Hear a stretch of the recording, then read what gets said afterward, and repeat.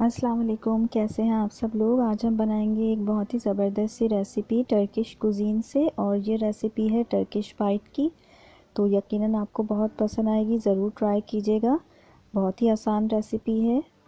Recipe पसंद आए तो इसे लाइक और शेयर करना बिल्कुल भी मत भूलिएगा, और मेरे चैनल पर आप फर्स्ट टाइम आए हैं तो इसे सब्सक्राइब कर लीजिएगा। तो चलें रेसिपी बनाते हैं। रेसिपी बनाने के लिए हमने सबसे पहले यहाँ पर 3/4 कप पानी ले लिया है। ये नीम गर्म पानी है, और इस नीम गर्म पानी में हम अब शक्कर ऐड करेंगे 1 टेबल स्पून।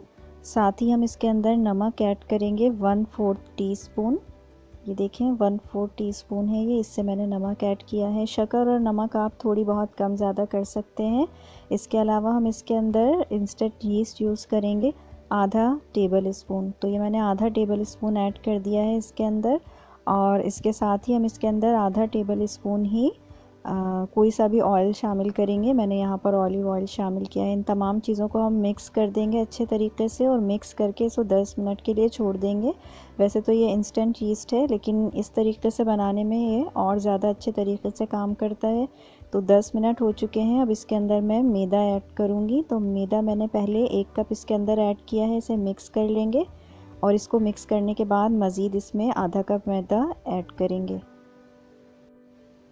अब मैदा मैंने जो 1 कप था वो मिक्स कर लिया है, तो इसके अंदर से मैं आधा कप मैदा और ऐड कर दूंगी इसी बैटर के अंदर, और इसका एक बहुत ही सॉफ्ट सा डो रेडी हो जाएगा।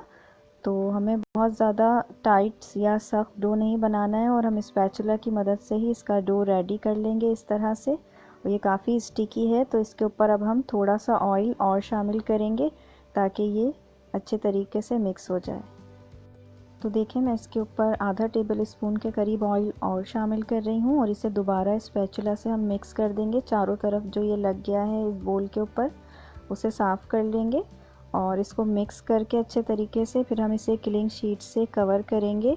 और किलिंग शीट से कवर करने के बाद किसी भी टावल से, किचन टावल से इसको कवर करके और 1 घंटे के लिए फिर हम इसे छोड़ देंगे। तो मैंने इसे बहुत अच्छे तरीके से मिक्स कर लिया है, चारों तरफ से इसको अच्छे तरीके से क्लीन कर लिया है। अब इसके ऊपर मैं किलिंग शीट लगा दूंगी, और एक किसी भी किचन टॉवल से कवर करके किसी भी गर्म जगह पर किचन में रख दूंगी 1 घंटे के लिए, ताकि ये राइज़ हो जाए बहुत अच्छे तरीके से। तो अब हम इसे 1 घंटे के लिए रख रहे हैं। इसकी फिलिंग में आप कुछ भी इस्तेमाल कर सकते हैं जो आपको पसंद हो। मैं यहाँ पर चीज़ इस्तेमाल करूँगी, मोज़रेला चीज़, जो कि हमारा होममेड है। मोज़रेला चीज़ की रेसिपी ऑलरेडी मैंने अपने चैनल पर अपलोड की हुई है, आप वहां से चेक कर सकते हैं। अब ये देखें हमारा डो कितना राइज़ हो गया है, और इसके अंदर काफ़ी सारी एयर आ गई है। तो अब हम इसके ऊपर जो क्लिंग शीट है वो रिमूव करेंगे, और इसको पंच डाउन करेंगे। एक वर्किंग सरफेस पर हम थोड़ा सा मैदा स्प्रिंकल कर लेंगे, और 3 से 4 मिनट या 5 मिनट तक इसको गूँधेंगे। मैदा इसके ऊपर आप थोड़ा थोड़ा स्प्रिंकल करते जाएँ और इसे गूँधते जाएँ। और इसके फिर हम 4 बराबर बराबर हिस्से कर लेंगे, क्योंकि मैं इससे 4 मीडियम साइज़ के टर्किश बाइट बनाऊंगी। तो मैंने इसको 4 हिस्सों में डिवाइड किया है, लेकिन आप थोड़े छोटे बनाना चाहें तो आप 6 हिस्सों में डिवाइड कर सकते हैं। इसके बाद हम इन्हें पाइट की जो शक्ल है वो देंगे। तो टर्किश बाइट बिल्कुल बोट जैसी शेप के होते हैं। बस हम इसे लंबाई के रुख में इस तरह से गूंद, आप इसे बेल सकते हैं बेलन से, चाहें तो मैं हाथों से ही इसको कर रही हूँ क्योंकि हाथों से ज़्यादा आसानी से हो जाते हैं। तो इसको इस तरह से हम बोट की शेप दे देंगे, और इसके अंदर आप कोई भी फिलिंग कर सकते हैं जो आपको पसंद हो। इस तरह से बोट की शेप देने के बाद जो आपकी ओवन डिश है आप उसके अंदर इसको रख दें, और उसके बाद इनकी फिलिंग कर लें। तो मैंने इस तरह से शेप इनको दे दी है, और अब मैं इनको एक ओवन डिश में बेकिंग पेपर लगाकर उसमें रख दूंगी इस तरह से। और इस तरह रखने के बाद भी हम इन्हें 10 मिनट और रेस्ट देंगे, क्योंकि ये दोबारा से साइज़ में बढ़ जाएंगे। ये देखें साइज़ दोबारा से इनका बड़ा हो गया है। दोबारा से आप इनको थोड़ा सा रीशेप कर लें इस टाइम पर, और इसके बाद इनकी फिलिंग कर दें। जो भी फिलिंग आपको पसंद हो, आप इन्हें कीमे से फिल कर सकते हैं या सिर्फ चीज़ से भी फिल कर सकते हैं। मैं यहाँ पर 2 तरह के पाइट्स बना रही हूँ। एक में मैं सिर्फ चीज़ इस्तेमाल करूँगी, जो होममेड मेरा चीज़ है सिर्फ ये इसके ऊपर ऐड करूँगी। इसके ऊपर थोड़ा सा नमक स्प्रिंकल करूँगी और थोड़ी सी पेपरिका स्प्रिंकल करूँगी, और बाकी के 2 जो मेरे पाइट्स हैं उनके ऊपर मैं थोड़ा सा केचप डालूँगी, और यही दोबारा से चीज़ उसके ऊपर ऐड करूँगी, और पेपरिका और नमक स्प्रिंकल करूँगी। तो तो इस तरह से मैं तमाम पाइट्स अपने तैयार कर लूँगी। और ओवन को मैंने 180 डिग्री सेंटीग्रेड पर ऑलरेडी प्री हीट कर लिया है और 180 टू 200 डिग्री सेंटीग्रेड पर मैं इन्हें बेक करूँगी 10 मिनट के लिए और 4 से 5 मिनट ग्रिल करूँगी।